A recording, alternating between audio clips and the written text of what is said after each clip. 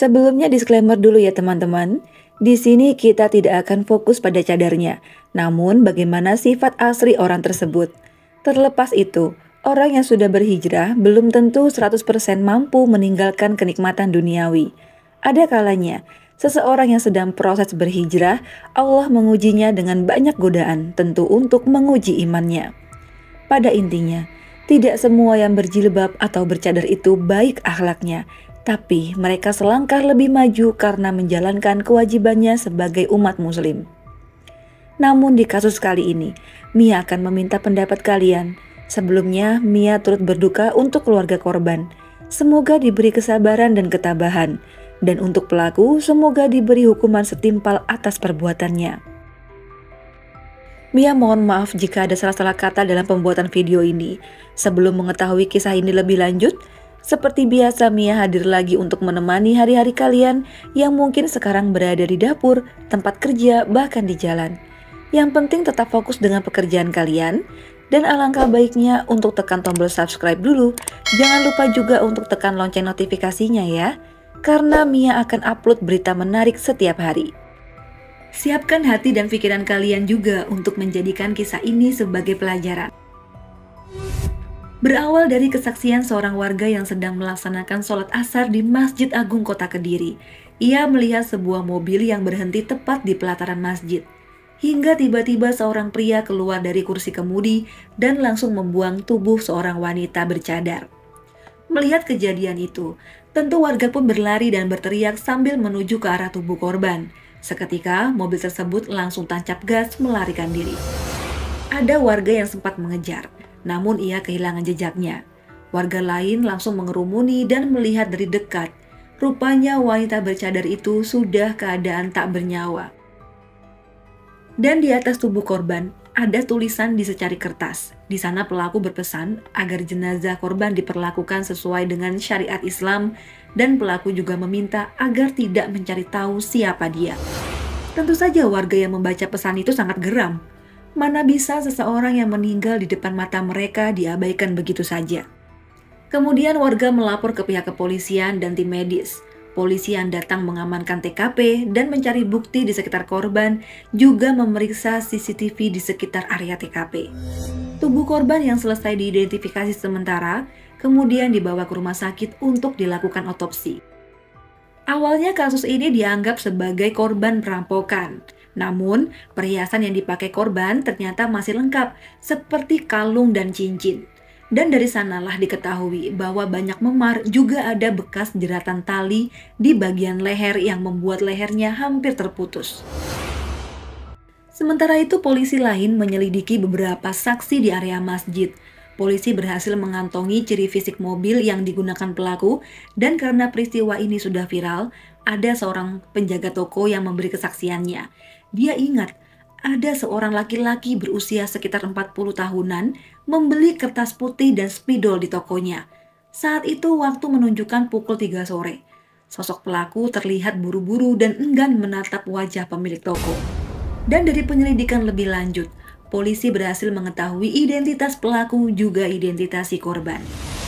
Lalu, siapakah wanita dan siapakah pembunuh keji yang tega membunuh seorang wanita dan meninggalkannya di area masjid? Dari media berita yang telah Mia rangkum, korban bernama Nurul Khotimah berusia 38 tahun, yang beralamat di Kecamatan Kedungwaru, Tulungagung, Jawa Timur. Ia memiliki seorang suami dan 2 orang anak yang masih kecil.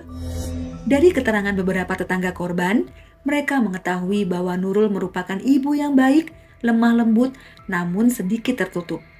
Ia pun jarang bergaul dengan tetangga sekitar rumah. Awalnya korban tidak menggunakan cadar. Namun beberapa tahun belakangan ini, beliau memutuskan untuk berhijrah dan menggunakan cadar dalam kehidupan sehari-hari. Tentunya warga melihat ini sebagai langkah kebaikan untuk kehidupannya. Sementara itu pelaku bernama Makrus Rosid berusia 38 tahun. Ia beralamat di Wates, Kabupaten Kediri. Ia berhasil diamankan dari tempat persembunyiannya, kemudian dibawa ke kantor polisi untuk diinterogasi mendalam. Makrus berprofesi sebagai pengusaha percetakan. Ia pun telah menikah dan memiliki beberapa anak. Dan dari sini terbongkarlah suatu aib di antara mereka. Teman-teman, Mia mengingatkan agar dari sini kita ambil pelajarannya. Jadi jangan dicontoh sisi negatifnya ya. Ternyata hubungan antara korban dan pelaku adalah pasangan selingkuh. Hubungan itu dimulai sejak 2013, bahkan di saat mereka masing-masing sudah berumah tangga. Sebenarnya, suami Nurul yang bernama Sunaryo telah mengetahui kisah perselingkuhan istrinya dan ia sempat mengadu ke ayah mertuanya bernama Rusdi. Ia mengetahuinya dari ponsel milik korban. Dari sana terdapat histori percakapan antara pelaku dan korban, juga ada panggilan telepon di antara keduanya. Saat itu Nurul meminta maaf dan akan menyudahi jalinan asmaranya dengan Makrus. Mereka ini rupanya sudah berteman sejak puluhan tahun lalu, di mana mereka sudah mengenal sejak kecil dan ketika SMP mereka menjalin hubungan asmara. Kemudian terpisah oleh waktu, karena proses waktu yang berganti dan membuat mereka menemukan pendamping hidupnya masing-masing. Dan entah kapan mereka bertemu lagi hingga memutuskan berhubungan kembali secara sembunyi-sembunyi. Kembali ke Sunaryo yang memberi maaf dan juga memberi kesempatan kepada istrinya untuk bertobat. Sunaryo pun menyita handphone miliknya. Mungkin itulah saat dia memutuskan berhijrah dengan menggunakan cadar, agar suaminya tenang dan tak mencurigainya lagi. Kalau seseorang itu udah berselingkuh, kamu maafkan, dia akan mengulangi hal yang sama. Kenapa? Karena lu mampu. Korban ternyata masih juga ketahuan menghubungi Makrus, hingga kepergok berulang kali dan berulang kali pula ia membeli ponsel baru agar bisa berkomunikasi dengan selingkuhannya itu. Hingga waktu sudah masuk ke tahun 2018, seiring berjalannya waktu, Makrus yang merasa nyaman dengan korban memintanya untuk menceraikan suami. Korban yang menyadari tentang perbuatannya yang keliru berniat untuk mengakhiri drama perselingkuhannya. Namun sayang, tersangka tidak menerima baik keputusan itu. Ia merasa kecewa berat dan merasa frustasi. Tersangka berusaha membujuk korban untuk mau menikah dengannya. Dan ia berjanji akan meninggalkan anak serta istrinya dan juga berjanji akan membahagiakan Nurul sang pujaan hati. Namun wanita itu sudah sadar, tentu ia menolak permintaan pelaku. Ini membuat pelaku tak mampu berpikir jernih. Sehari-hari ia hanya terbayang wajah selingkuhannya itu. Mau makan saja tak enak, bahkan melihat istri dan anak-anaknya pun sudah enggan. Yang ada di otaknya hanya kepikiran korban. Kini rasa rindu itu berubah menjadi dendam. Baginya, jika ia tak dapat memiliki Nurul, maka tak ada yang boleh mendapatkan perempuan itu selain dirinya sendiri. Dan suatu hari, pelaku yang tidak dapat membujuk korban agar mau menikah dengannya, kini meminta korban menemuinya untuk terakhir kalinya. Dengan nada menghibah dan ada ketulusan dari bicaranya, Nurul pun tergerak hatinya. Ia pun mau untuk bertemu dan sepakat menunggu Makrus di tempat yang agak jauh dari rumah suaminya. Saat itu ia menggunakan baju hitam lengkap dengan cadarnya. Ia menaiki sepeda angin dan menuju parkiran rumah sakit Dr. Iskak Tulungagung untuk menaruh sepedanya dan berjalan menuju tempat janjian. Sekitar pukul 10 pagi, Makrus datang mengendarai mobil Grand Livina Silver. Nurul masuk dan duduk di samping pelaku. Selanjutnya mereka pergi dalam keheningan. Makrus selalu mencoba untuk memecah keheningan itu dengan menanyakan kabar Nurul hari itu. Dan mereka juga sempat berhubungan intim dalam mobil Grand Livina milik Makrus. Usai berhubungan intim, mereka melanjutkan diskusi tentang kisah kasih perselingkuhan ini, hingga obrolan mereka berada di titik puncak. Sebenarnya di hati pelaku masih ada harapan agar Nurul mau melanjutkan hubungan ini. Namun lagi-lagi, dengan nada rendah, korban tetap bersikukuh untuk menyudahinya. Ia merasa sangat bersalah dengan suami juga anak-anaknya. Ia pun tak sanggup harus sembunyi-sembunyi seperti ini lagi. Ia telah berusaha menjadi pribadi yang baik serta istri yang solehah untuk suaminya. Ia merasa sudah banyak sekali menanggung dosa. Karena terlalu sendu dan menyedihkan, pelaku Makrus mengambil tangan korban yang seketika dihempaskan oleh korban. Ini membuat pelaku naik darah. Dan rupanya sedari tadi ia telah dibisiki oleh setan-setan yang menyuruhnya untuk berbuat jahat kepada kekasih gelapnya itu. Kemudian ia membawa mobil itu pergi ke jalanan yang sepi, lalu memberhentikan mobilnya dan turun ke arah belakang mobil untuk mengambil tali plastik di jok belakang. Karena posisinya ada di belakang korban, dengan mudah ia melilitkan tali di leher korban. Jelas korban yang kaget tak mampu melawan kekuatan pelaku. Ia pun hanya bisa menendang apa saja dengan kakinya. Berusaha berteriak, juga berusaha melepaskan tali itu dengan kedua tangan. Kekuatan Makrus tak sebanding dengan korban. Seperti kesetanan, seakan tak puas, ia juga memukul kepala, perut, intinya semua bagian tubuh korban.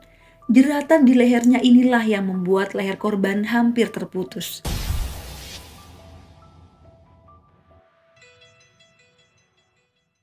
Sesaat kemudian, korban akhirnya meninggal dunia. Karena sudah yakin, ia menutup wajah korban dengan kain dari bajunya, kemudian Makrus kembali ke kursi pengemudi dan mencari tempat untuk membuang jasad korban. Sebelum itu ia membeli kertas dan spidol di toko Biancel. Dan saat itulah, menurut pemilik toko, pelaku datang sekitar pukul 3 sore. Kemudian Makrus melanjutkan perjalanannya lagi dan memutuskan membuang korban di latar Masjid Agung Kediri.